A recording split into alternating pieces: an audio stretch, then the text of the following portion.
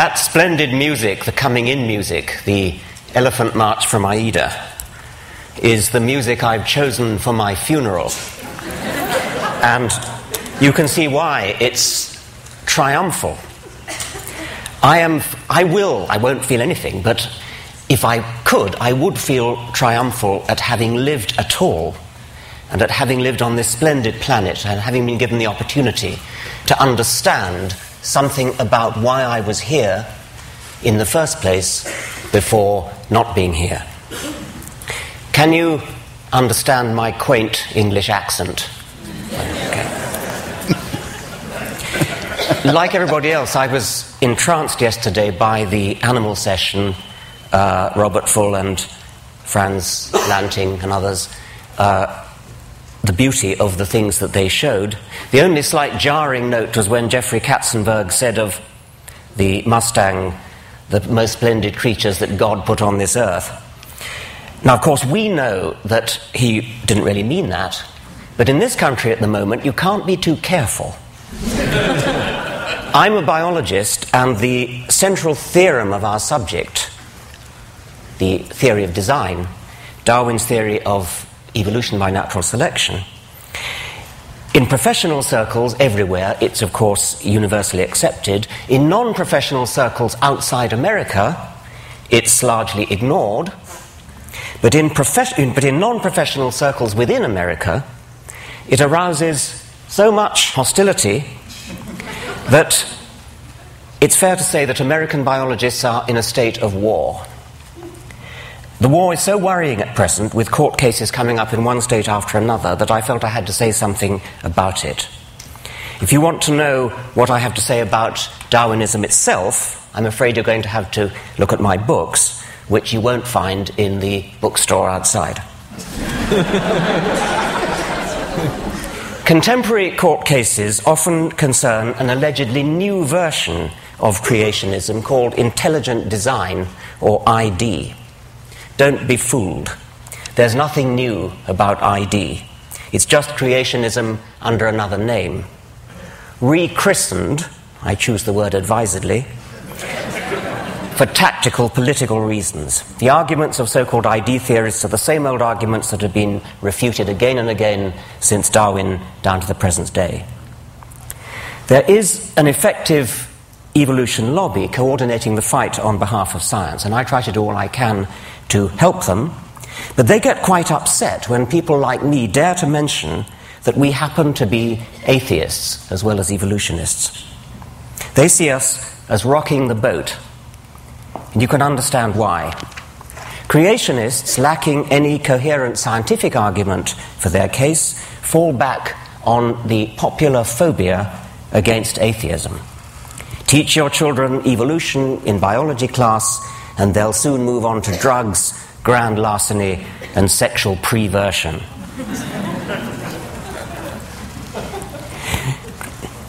In fact, of course, educated theologians from the Pope down are firm in their support of evolution.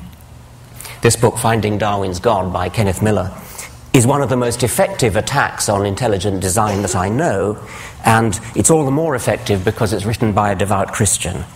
People like Kenneth Miller could be called a godsend to the evolution lobby, because they expose the lie that evolutionism is, as a matter of fact, tantamount to atheism. People like me, on the other hand, rock the boat.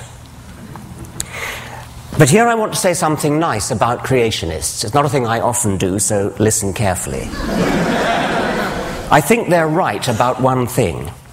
I think they're right that evolution is fundamentally hostile to religion. I've already said that many individual evolutionists, like the Pope, are also religious, but I think they're deluding themselves. I believe a true understanding of Darwinism is deeply corrosive to religious faith.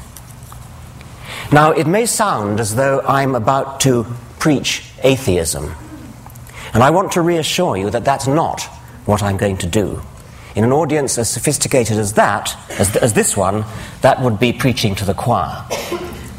No, what I want to urge upon you... Instead, what I want to urge upon you is militant atheism.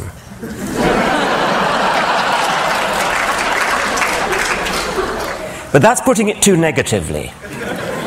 If I was a person who were interested in preserving religious faith, I would be very afraid of the positive power of evolutionary science, and indeed science generally, but evolution in particular, to inspire and enthrall, precisely because it is atheistic. Now, the difficult problem for any theory of biological design is to explain the massive statistical improbability of living things. Statistical improbability in the direction of good design. Complexity is another word for this.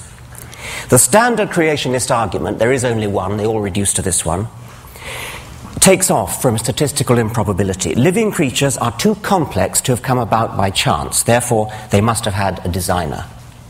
This argument, of course, shoots itself in the foot. Any designer capable of designing something really complex has to be even more complex himself. And that's before we even start on the other things he's expected to do, like forgive sins, bless marriages, listen to prayers, favor our side in a war, disapprove of our sex lives, and so on. Complexity is the problem that any theory of biology has to solve. And you can't solve it by postulating an agent that is even more complex, thereby simply compounding the problem. Darwinian natural selection is so stunningly elegant because it solves the problem of explaining complexity in terms of nothing but simplicity. Essentially, it does it by providing a smooth ramp of gradual, step-by-step increment. But here I only want to make the point that the elegance of Darwinism is corrosive to religion precisely because it is so elegant, so parsimonious, so powerful, so economically powerful. It has the sinewy economy of a beautiful suspension bridge. The God theory is not just a bad theory, it turns out to be in principle incapable of doing the job required of it. So returning to tactics and the evolution lobby, I want to argue that rocking the boat may be just the right thing to do. My approach to attacking creationism is unlike the evolution lobby. My approach to attacking creationism is to attack religion as a whole. And at this point I need to acknowledge the remarkable taboo against speaking ill of religion. And I'm going to do so in the words of the late Douglas Adams, a dear friend who, if he never came to TED, certainly should have been invited. He was? He was, good. I thought he must have been. He begins this speech, which was tape-recorded in Cambridge shortly before he died. He begins by explaining how science works through the testing of hypotheses that are framed to be vulnerable to disproof. And then he goes on, I quote, "Religion doesn't seem to work like that. It has certain ideas at the heart of it which we call sacred or holy.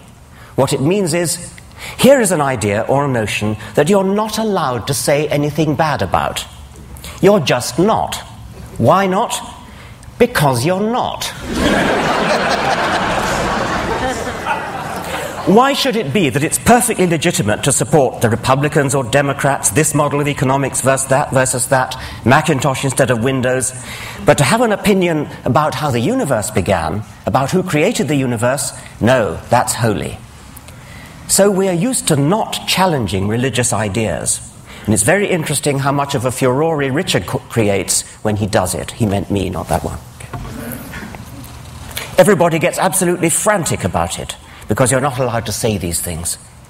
Yet when you look at it rationally, there is no reason why those ideas shouldn't be as open to debate as any other, except that we've agreed somehow between us that they shouldn't be.